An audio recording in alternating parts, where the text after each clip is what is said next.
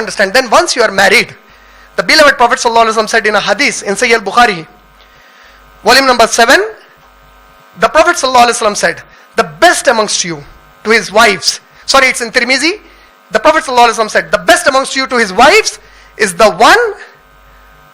best person amongst you is the one who is best to his wives, and I am the best to my wives. The Ummahatul Mu'mineen, they say, our Prophet ﷺ never hit any of the Ummul Mu'mineen. He never used abusive language against the Ummul Mu'mineen. He never tried to put them down in honor and dignity. He was always the first. For anything he could get for himself, he would first share it with his wife and then for himself. This is the character of Rasulullah sallallahu alaihi wasallam. And then those women, being Muslim, they oppose their husband from marrying the second or the third or the fourth time. They shall know they are directly going against the Quran. And it's a very good excuse these people put forward today. You know, Islam made it very clear in Surah Nisa, Surah number 4, ayat number 3, where Allah gave the permission that a man can marry 2, 3, 4 wives. At the same time, he should do insaf, adl.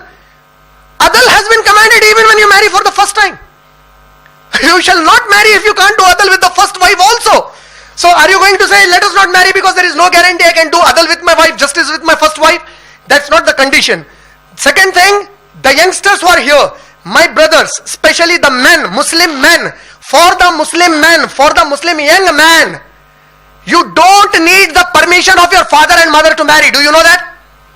In Islam, the boy, the man doesn't need the permission of his father or mother to marry. If he feels it's his biological need, he has to marry, otherwise he goes near zina. It is haram in Islam. And you know the promise of Allah subhanahu wa ta'ala, many young boys, they don't marry giving the excuse of education and earning.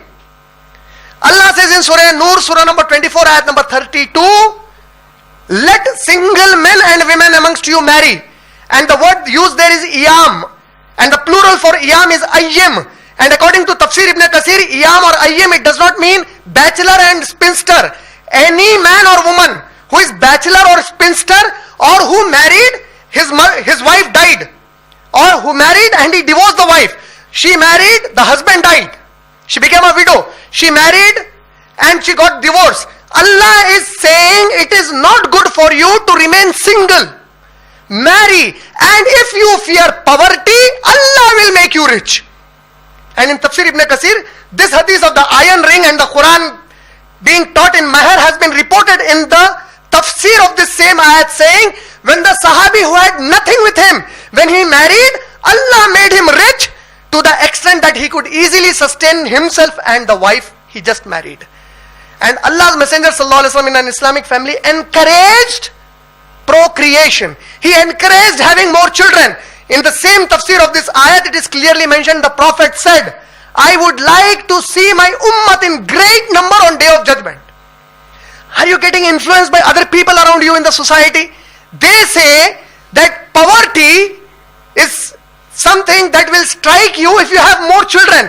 And Allah says in Surah Bani Israel and Surah Anam, Surah number 6, ayat number 151, it is Allah who will provide you and your children.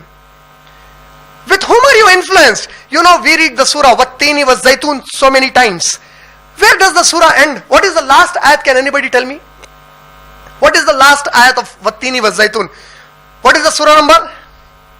Surah number 95 of the glorious Quran. Last ayat of surah number 95. Can anybody tell me what is the last ayat?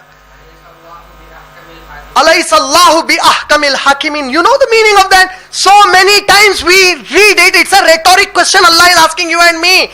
Do you have anybody to give you command better than Allah subhanahu wa ta'ala? Allah is asking, what has happened to you? You are Muslims? Do you find somebody better than me to give you some command? You follow the commands of other people? You follow the instructions of other people when Allah has said something else to you? When your Nabi, your Rasul has said something else to you? I would like to conclude the talk keeping in the time in my mind. I pray Allah subhanahu wa ta'ala that whatever I have spoken shall benefit all of us, inshallah, in this world and akhirah. And I hope the youngsters who are here, the fathers who are here, the brothers who are here, will bring a drastic change. It shall not be a gradual change. It should be a revolutionary change, instant change in your lives. Because this is something serious. It destroys the fabric of an Islamic society, of a Muslim society, when the family is not according to Islam. I would like to conclude my talk by reminding an ayat from Surah Ahzab, Surah number 33, ayat number 36. Allah says, it does not befit. मतलब ये जेबा नहीं देता, ये शान हो ही नहीं सकती. It does not befit a Muslim man and a Muslim woman to follow anything else after Allah and His Messenger have made a decision on some issue. ये बात जेबा नहीं देती है, मुसलमान की शान हो ही नहीं सकती कि वो किसी और चीज को पसंद करे जबकि अल्लाह और रसूल सल्लल्लाहु अलैहि वसल्लम ने उसके लिए कोई चीज पसंद कर दी है. Your father and your mother, nobody can be over Allah and Muhammad sallallahu alaihi wasallam. Every one of us are bound to surrender to the command of Allah in the footsteps of Muhammad Rasulullah sallallahu